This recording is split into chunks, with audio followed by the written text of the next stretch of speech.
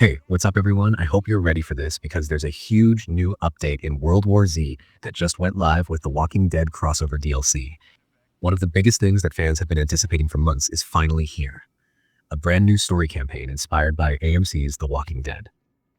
It adds 3 fresh chapters that take place in some of the most iconic locations from the Walking Dead universe. You're going to be battling through the prison, pushing into the Alexandria safe zone, and fighting your way through Grady Memorial Hospital. These aren't just throwaway missions. They're designed to feel like real extensions of both worlds meshing together, and if you're a fan of either franchise, it's pretty wild to see them intersect like this. The DLC also introduces 4 playable character survivors straight from The Walking Dead: Rick Grimes, Daryl Dixon, Michonne, and Negan.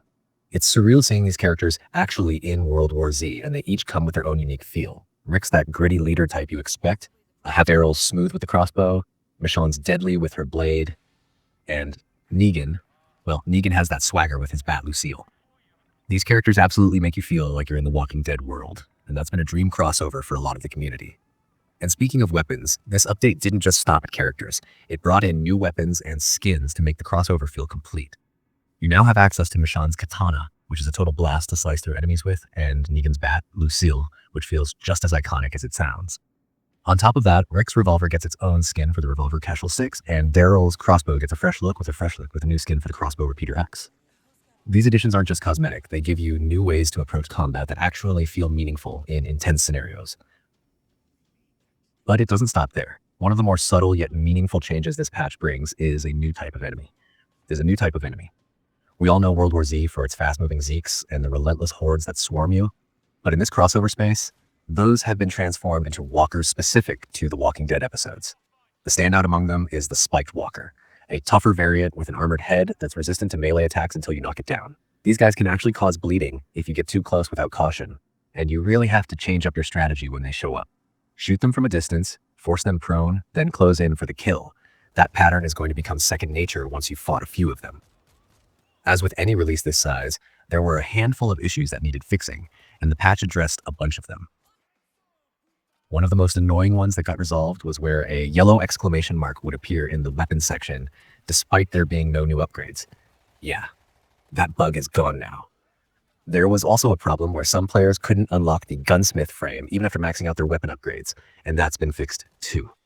This update also removed the mutator arm weakness from daily challenges because it was preventing people from using heavy weapons, and that was a big quality of life fix that the community was asking for.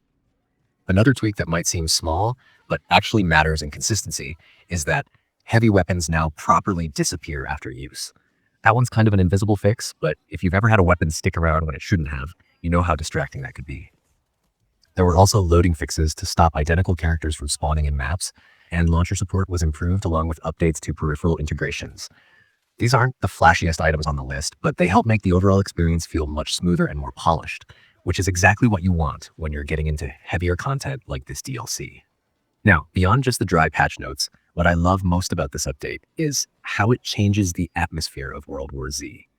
You've gone from these fast, frantic hordes that you learn to anticipate and react to a slower, more haunting style of enemy that literally changes how you approach combat. With walkers shuffling toward you from around corners and those spiked walkers lingering like bruisers in a brawl, you've got to think differently. It's almost like the game respects your skills and throws something new at you to keep you on your toes. And if you're a longtime fan, this DLC feels like a thank you in a way. It's like the developers are saying, we hear you, we know what you love, and here's something that might just scratch that itch you've had for a crossover like this. Whether you're running through the prison with bullet casings ricocheting off the walls, trying to survive that first wave in Alexandria, or making your way through the chaotic corridors of Grady Memorial Hospital, it feels like every segment was crafted with care.